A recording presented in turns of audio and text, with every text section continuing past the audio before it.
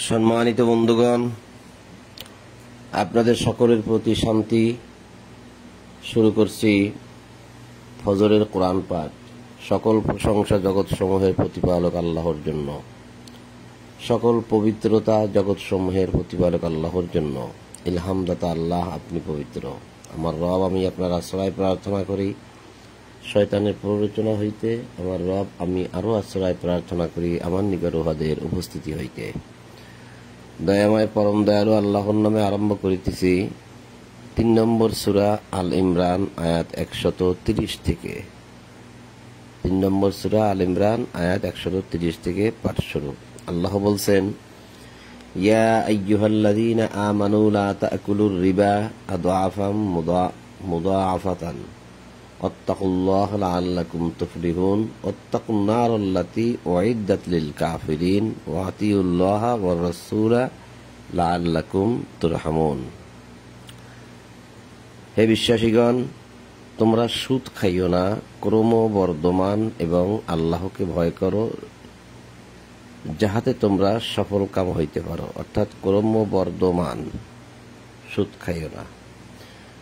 ক্রমবর্ধমান বলা হয় চক্রবৃদ্ধি হারে সুদ খাইও না। তাহলে ক্রমবর্ধমান কি, চক্রবৃদ্ধি হারে কি? অর্থাৎ আপনাকে আমি মনে করেন ১,০০০ টাকা দিলাম আর বললাম যে তুমি আমাকে প্রতি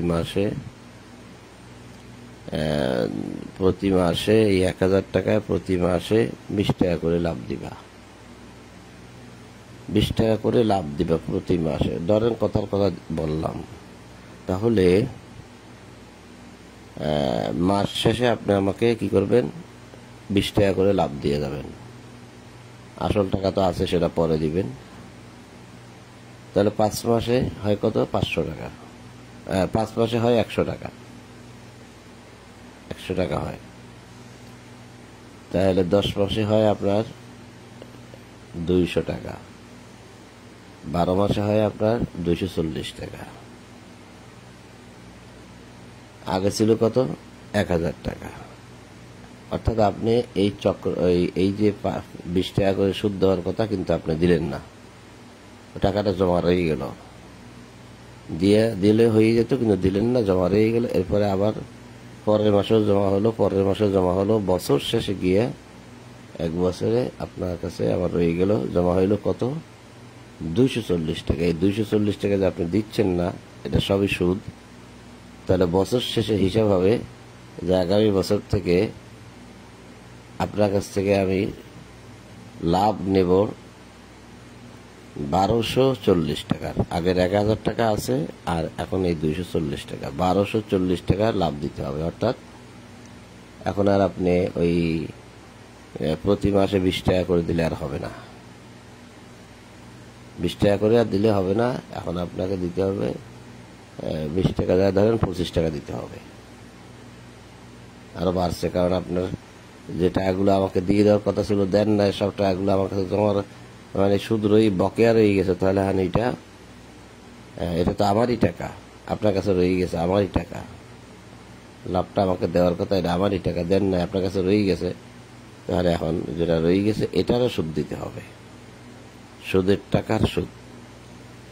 এখন বাইরে কি আছে না আছে আমরা জানি না, অনেক আলোচনা করেছি, কেউ বলতে পারে না যে এই ক্রমবর্ধমান অর্থ কি,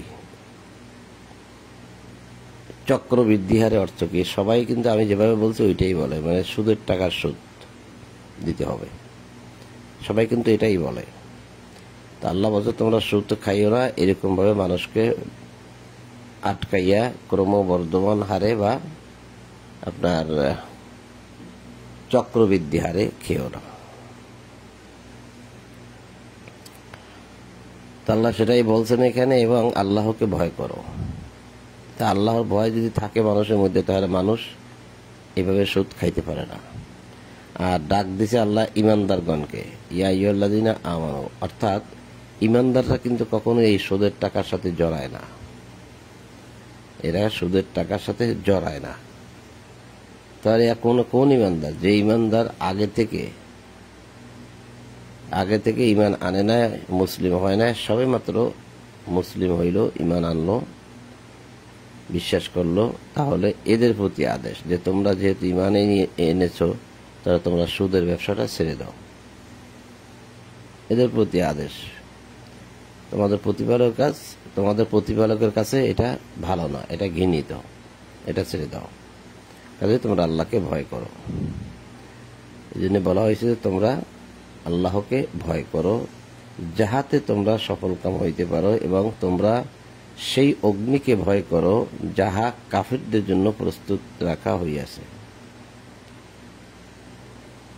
তাহলে তোমরা সেই আগুনকে ভয় করো, অর্থাৎ যদি সুদের কারবার, যদি সুদের টাকা, লভ্যাংশ যদি এগুলো ছেড়ে না দাও, তাহলে সেই আগুনকে ভয় করো। তোমরা আল্লাহ রাসূলের আনুগত্য করো, ওয়াতিউল্লাহ ওয়ার রাসূলা, তোমরা ইতায়াত করো আল্লাহর এবং রাসূলের আনুগত্য, যাহাতে তোমরা কৃপা লাভ করিতে পারো। কৃপা লেখছে লাআল্লাকুম তুরহামুন, যাতে তোমরা আল্লাহর দয়া লাভ করতে পারো, অনুগ্রহ লাভ করতে পারো, রহমত লাভ করতে পারো।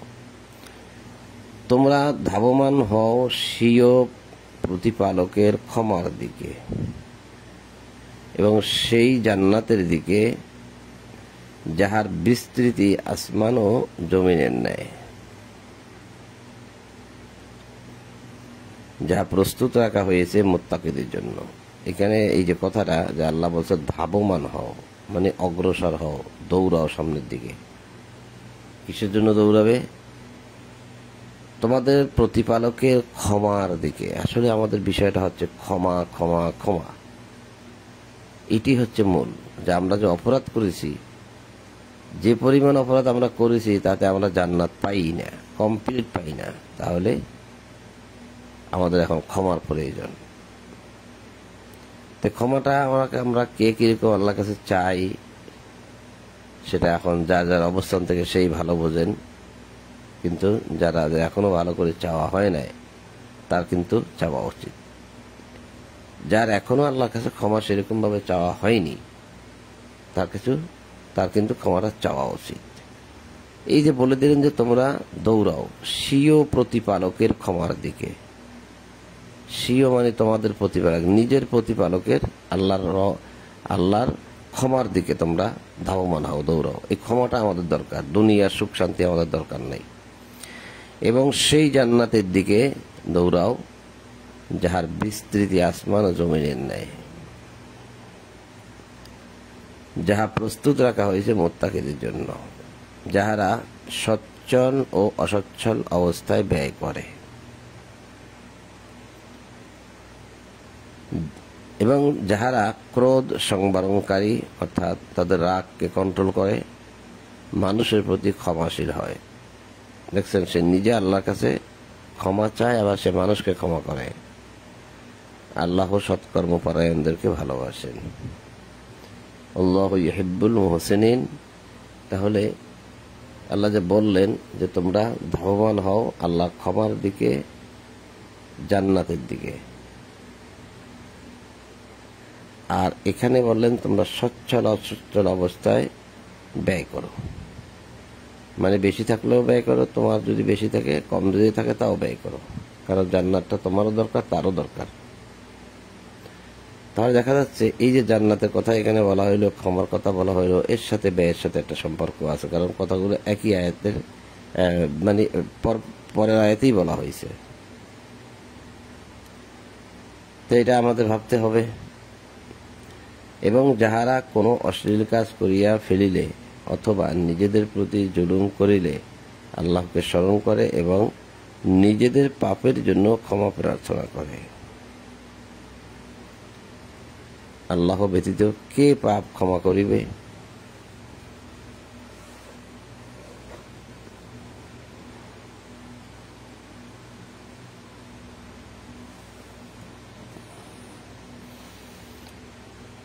এবং তাহারা যাহা করিয়া ফেলে জানিয়া শুনিয়া তাহার পুনরায় করে না, ইহারাই তাহারা যাহাদের পুরস্কার তাদের প্রতিপালকের ক্ষমা ও জান্নাত। ক্ষমা ও জান্নাত, এই যে যেটা এখন দেখাইলাম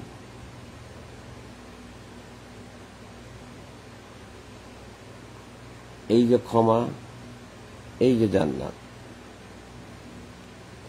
এই যে ক্ষমা, এই যে জান্নাত, এই যে মাগফিরা, এই যে জান্নাত। তাহলে যে কথা এতক্ষণ আল্লাহ বলছে তার এখন সমাধান দিচ্ছেন যে কারা, যাহার প্রস্তুতি মুত্তাকিদের জন্য রাখা হয়েছে সেই জান্নাত, সে মুত্তাকি কারা? যারা সচ্ছল অসচ্ছল অবস্থায় ব্যয় করে, রাগ কন্ট্রোল করে, মানুষের প্রতি ক্ষমাশীল হয়, আর সে চায় আল্লাহর কাছে ক্ষমা, আর সেই জান্নাত। তাহলে যারা কোনো অশ্লীল কাজ করিয়া ফেলিলে অথবা নিজেদের প্রতি জুলুম করিয়া ফেলিলে আল্লাহকে স্মরণ করে এবং নিজেদের পাপের জন্য ক্ষমা প্রার্থনা করে, মানে ক্ষমা চায়, আল্লাহ ব্যতীত কে ক্ষমা করবে? এরপরেই বলছে, এবং তাহারা যাহা করিয়া ফেলে জানিয়া শুনিয়া তা পুনরায় করে না, ইহারাই তাহারা যাহাদের পুরস্কার তাহাদের প্রতিপালকের ক্ষমা ও জান্নাত। এইটাই তো দরকার আমাদের অপরাধ যদি আল্লাহ ক্ষমা করে দেয়, জান্নাত দেয়, তাহলে এইটাই দরকার। যাহার পাদদেশে নদী প্রবাহিত, সেখানে তাহারা স্থায়ী হইবে এবং সৎকর্মশীলদের পুরস্কার কত উত্তম।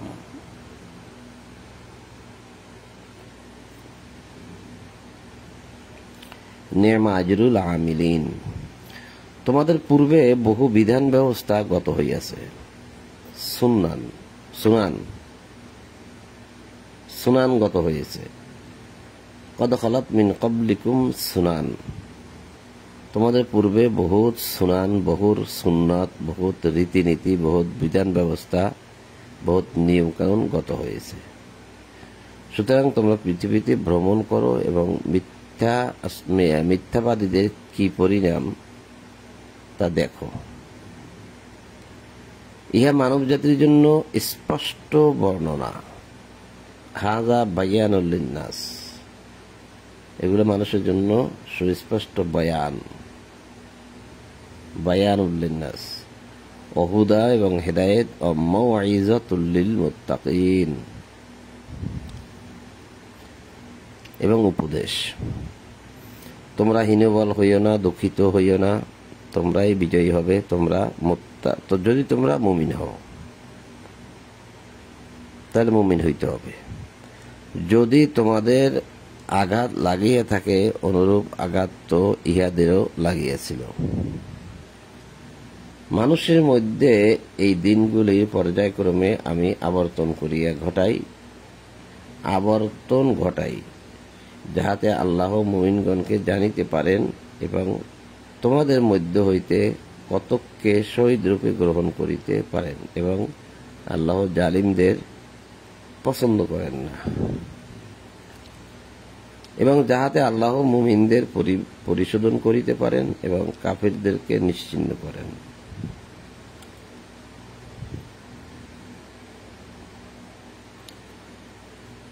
তোমরা কি মনে করো যে তোমরা জান্নাতে প্রবেশ করবে? আম হাসিবতুম আন তাদখুলুল জান্নাহ, তোমরা কি মনেই করো, ধরেই নিয়েছো যে তোমরাই জান্নাতে যাবে?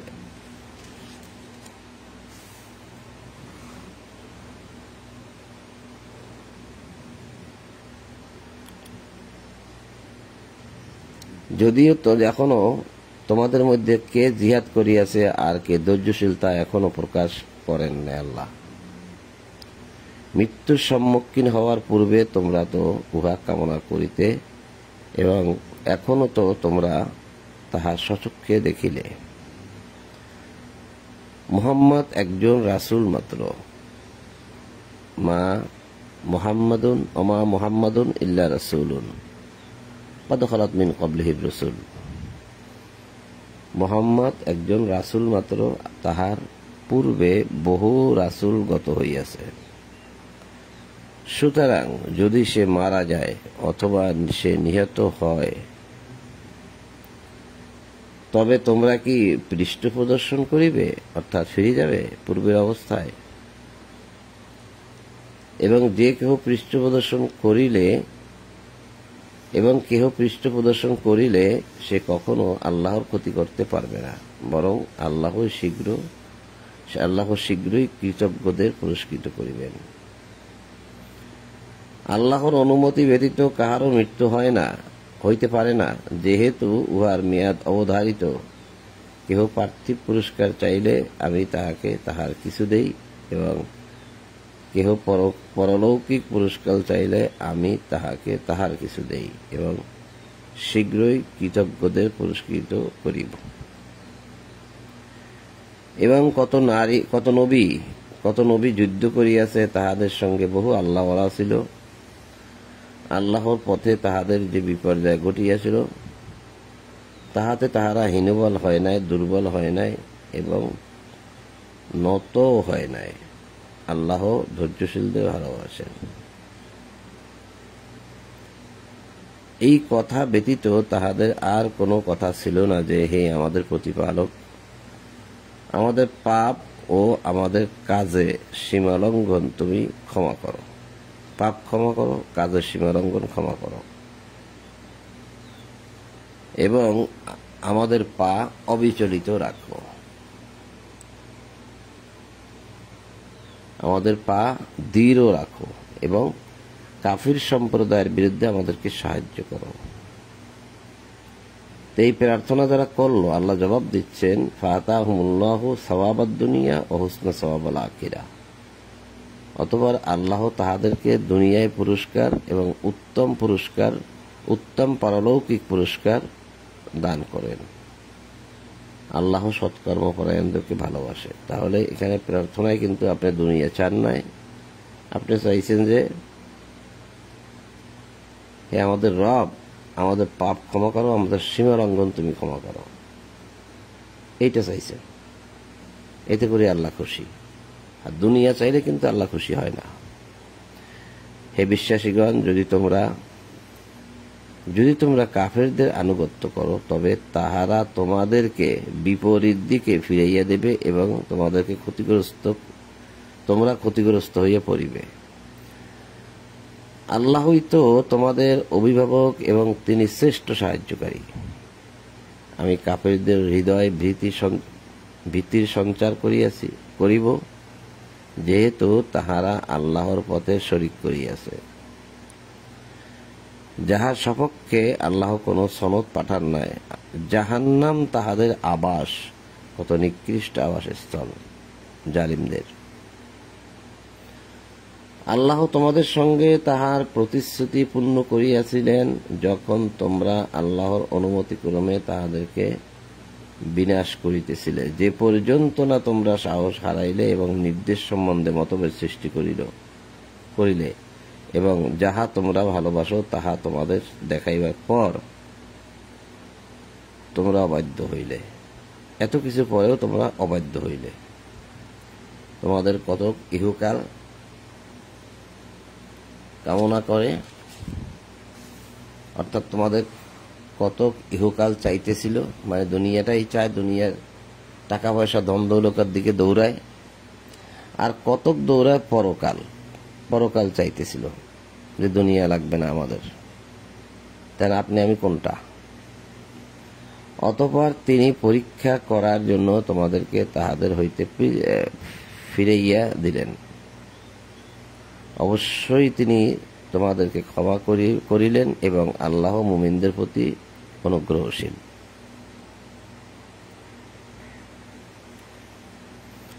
স্মরণ করো, তোমরা যখন উপরের দিকে ছুটিতেছিলে এবং পিছন ফিরিয়া কাহারও প্রতি লক্ষ্য করিতেছিলে না, এবং রাসূল তোমাদেরকে পিছন দিক হইতে আহ্বান করিতেছিল, ফলে তিনি তোমাদেরকে বিপদের উপর বিপদ দিলেন, যাহাতে তোমরা যাহা হারাইয়াছ অথবা যে বিপদ তোমাদের উপর আসিয়াছে তাহার জন্য তোমরা দুঃখিত না হও। তোমরা যাহা করো আল্লাহ তাহার বিশেষভাবে অবহিত।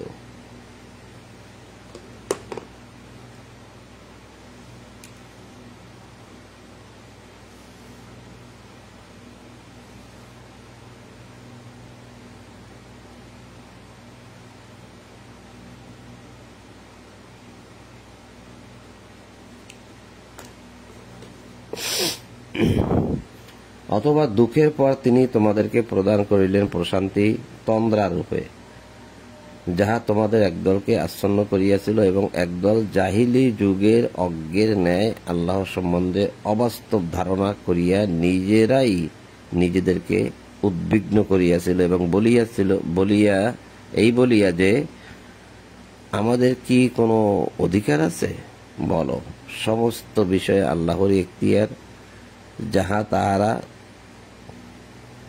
তোমার নিকট প্রকাশ করে না, তাহারা তাহাদের অন্তরে উহা গোপন রাখে, আর বলে, এই ব্যাপারে আমাদের কোনো অধিকার থাকিলে আমরা এই স্থানে নিহত হইতাম না।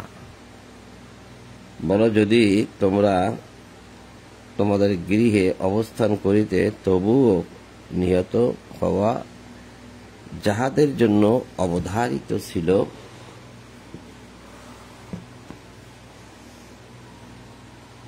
অথবা নিজেদের মৃত্যু স্থানে বাহির হইত, ইহা এই জন্য যে আল্লাহ তোমাদের অন্তরে যাহা আছে তাহা পরীক্ষা করেন, এবং তোমাদের অন্তরে যাহা আছে তাহা পরিশোধন করেন। অন্তরে যাহা আছে আল্লাহ সে সম্পর্কে সবিশেষ অবহিত, মানে অন্তরে যা আছে আল্লাহ সেসব জানেন। যেদিন দুই দল পরস্পরের সম্মুখীন হইয়াছিল,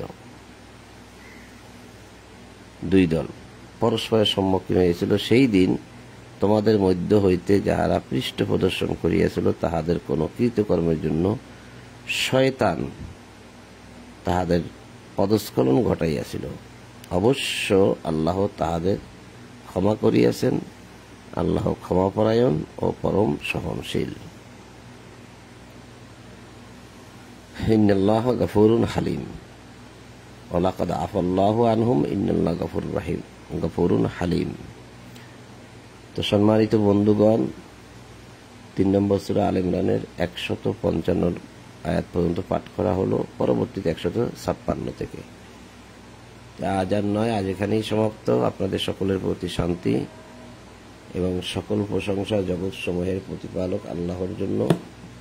এই বলেই আজ ফজরের কোরআন পাঠ এখানেই সমাপ্ত করলাম। আলহামদুলিল্লাহি রাব্বিল আলামিন।